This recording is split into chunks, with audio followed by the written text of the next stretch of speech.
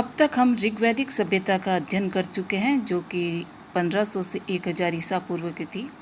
ऋग्वैदिक काल और उत्तर वैदिक कालीन सभ्यता में आर्यों के जीवन में बहुत महत्वपूर्ण परिवर्तन हुए थे, जिसका हम आज अध्ययन करेंगे।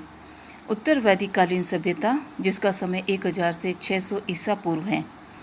ऋग्वेद के पश्चात हिंदू धर्म ग्रंथों से हमें जिस सभ्यता का ज्ञान प्राप्त होता है, उसे उत्तर वैदिक काल की सभ्यता और संस्कृति कहा गया है। साधारणतया इसका समय 1000 से 600 ईसा पूर्व माना गया है। इस समय की सभ्यता और संस्कृति के बारे में जानने के मुख्य साधन यजुर्वेद, सामवेद, अथर्ववेद, ब्राह्मण ग्रंथ, आरण्यक और उपनिषद हैं।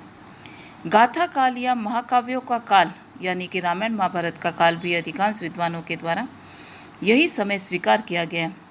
इनमें ऐतिहासिक दृष्टि से प्रमुख स्थान अथर्ववेद का है।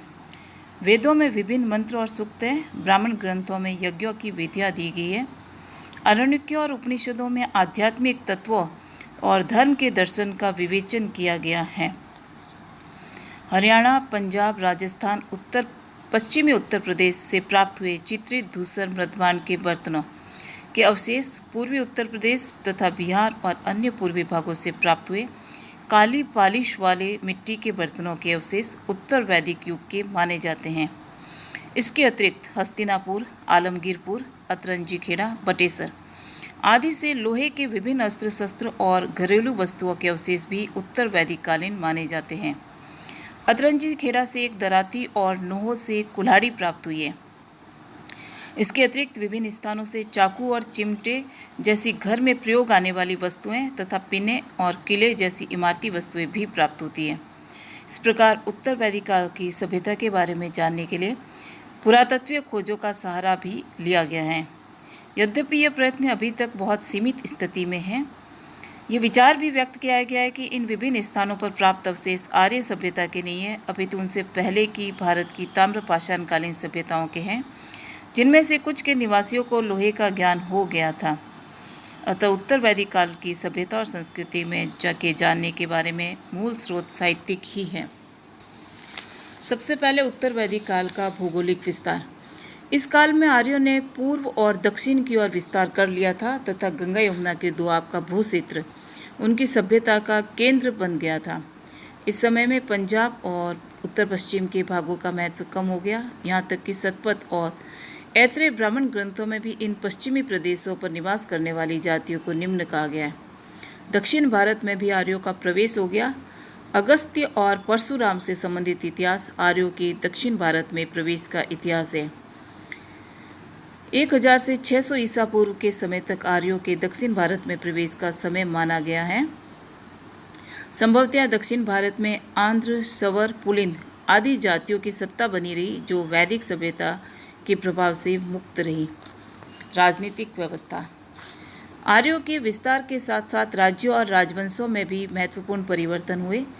ऋग्वेद के समय के भरत, पुरु आदि वंशों का स्थान कुरु, पांचाल जैसे राजवंशों ने ले लिया। महाभारत के युद्ध के बाद पांडव भी अपने सम्मान और शक्ति को अधिक समय तक सुरक्षित नहीं रख सके और कौशल, काशी, विदेह, पांचाल, हैय, कलिंग, सूरसेन आदि राजवंश प्रमुख बन गए। इसी प्रकार एक गंभीर परिवर्तन ये भी था कि राज्यों का निर्माण अब कुल के आधार पर न होकर भौगोलिक आधार पर होने लगा। इसी प्रकार पूर्व वैदिक काल की कबायली राजनीतिक संगठन अब क्रमशः समाप्त हो गया और क्षेत्रीय आधार पर बड़े बड़े राज्यों का निर्माण संभव हुआ और इस प्रक्रिया में निसंदेह लोहे के ज्ञान की प्राप्ति ने सहयोग प्रदान किया। हस्तिनापुर, आलमगीरपुर, अतरंजी खेड़ा, बटेसर आदि में जो कुरु पांचाल प्रदेश में पड़ते हैं, लोहे के अधिकतम शस्त्र प्राप्त हुए और यहीं के राजाओं ने अधिकतम अश्वमेध यज्ञ किए थे। राजा कहीं कहीं पर गणराज्यों के अतिरिक्त इस समय की शासन व्यवस्था मुख्यतया राजतंत्रीय ही थी। उदाहरण के लिए जहाँ राजाओं का चुनाव हुआ था, अन्यथा राजा का अधिकार पैतृक ही था। बड़े बड़े राज्यों के निर्माण के कारण राजा की प्रतिष्ठा, संपत्ति और अधिकारों में वृद्धि हो गई थी। अथर्ववेद में कहा गया है कि राष्ट्र राजा के हाथों में हो, राजा वरुण, बृहस्पति, इंद्र, अग्नि उसे दृढ़ बनावे। तैत्तिरीय संहिता तथा सतपथ ब्राह्मण में उल्लेख मिलता है कि कर्मकांड को पूर्ण रूपेण संपन्न करने के लिए राजा राष्ट्र को करता है और साम्राज्य का पोषक है। राजा के देवी उत्पत्ति अधिकार की चर्चा भी इस समय के साहित्य में प्राप्त हो जाती है, जिससे राजा के अधिकारों और उसकी प्रतिष्ठा की वृद्धि में सहायता दी। विभिन्न राजसूयों और अश्वमेध यज्ञ ये सिद्ध करते हैं कि बड़े बड़े राज्यों का निर्माण हो गया था।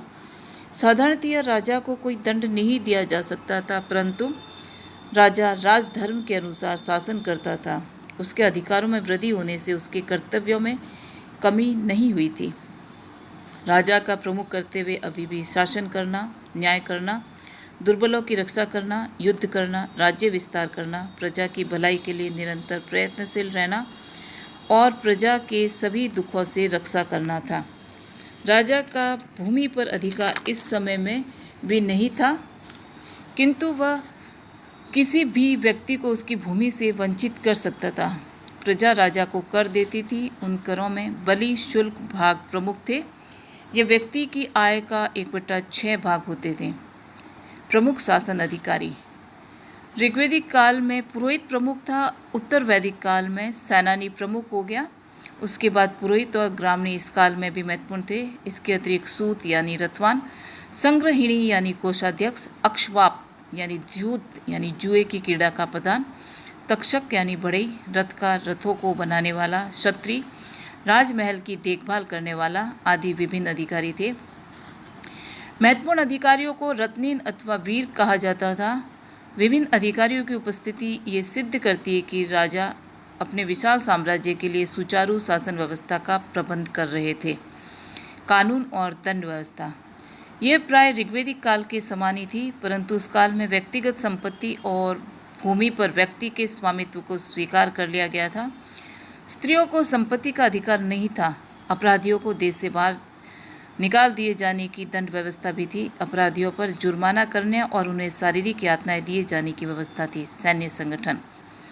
इस समय आर्यों ने सैनिक साधनों में वृद्धि कर ली थी। रथवान, घुड़सवार और पैदल सैनिकों के अलावा हाथियों का प्रयोग भी अब युद्ध में आरंभ हो चुका था। अस्त्र शस्त्रों में भी पहले से प्रगति हुई थी। तीर कमान, तलवार, ढाल, कटार, गदा, शिरस्त्राण, कवच आदि सभी का प्रयोग उस समय हो रहा था। संभवतः आर्यों ने अग्निबाण और अन्य आयुधों का निर्माण भी इस समय कर लिया था। सभा और समिति। ऋग्वेदिक काल की सभा और समिति इस समय भी थी। उनका संगठन और कार्य पहले के समान ही था, परंतु राजाओं के अधिकार में वृद्धि हो जाने से सभा और समिति का प्रभाव निस्संदेह ऋग्वेदिक काल की तुलना में अब कम हो गया था। परंतु इसका अर्थ ये कदापि नहीं था कि राजा निरंकुश हो गए थे। अथर्ववेद में सभा और समिति को प्रजापति की पुत्रियां कहा गया है और इसके प्रमाण है कि राजा शासन में उनका सहयोग प्राप्त करने का प्रयत्न करता था। अथर्ववेद में एक जगह सभा को नरिष्ठा कहा गया है, जिसका अर्थ है सामूहिक वाद विवाद। बाद के समय में ब्राह्मणों की परिषद का भी शासन में प्रमुख प्रभाव हो गया, ये स्पष्ट है। पाणिनि के सूत्र में 10 ब्राह्मणों की परिषद का उल्लेख है, जो राजा को शासन, न्याय, धर्म और राजनीति में सहायता देती थी। उसमें राजा को परिषद बल कहा गया है।